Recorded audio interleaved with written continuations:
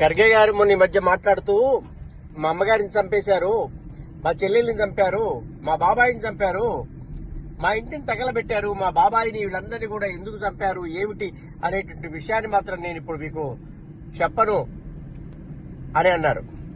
ఎందుకు చెప్పలేకపోయారో తెలుసా? మీరు చెప్పలేకపోవడానికి కారణం ఆ ఇల్లు తగలబెట్టింది మిమ్మల్ని, మీ యొక్క అమ్మని బాబాయిని చెల్లెల్ని చంపించింది నిజాం పరిపాలకులు.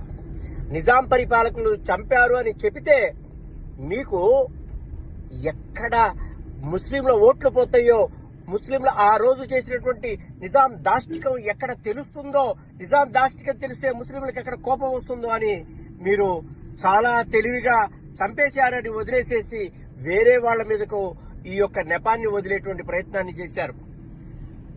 మీరు ఇదే గనుక నిజాం కాకుండా ఇంకా ఎవరన్నా చేసి ఉంటే ఈ పాటికి గోడ ఎక్కి పెద్ద కేకలు పెడుతూ రంకెలు పెడుతూ చెప్పేవాళ్ళు కదా. మరి ఈ విషయాన్ని నిజాం పరిపాలకుడు చంపాడని చెప్పేటువంటి ధైర్యం లేదా, దమ్ము లేదా? కేవలం ముస్లింల ఓట్ల కోసం ఇంకా మీరు ఎన్నాళ్లు దాక్కొని ఇలా పిచ్చమాటలు మాట్లాడుతూ ఆత్మ ద్రోహాన్ని చేసుకుంటారు. ఈ దేశంలో ద్రోహం చేసింది నిజాం పరిపాలకులు, విదేశీ పరిపాలకులు, కులాల మధ్య చిచ్చు పెట్టింది కూడా విదేశీ పరిపాలకులే. కాబట్టి ఈ విషయాన్ని ఇప్పటికైనా ఒప్పుకోండి ఖర్గే గారు, మీ కాంగ్రెస్ తరఫున మీరందరూ ఒప్పుకోండి.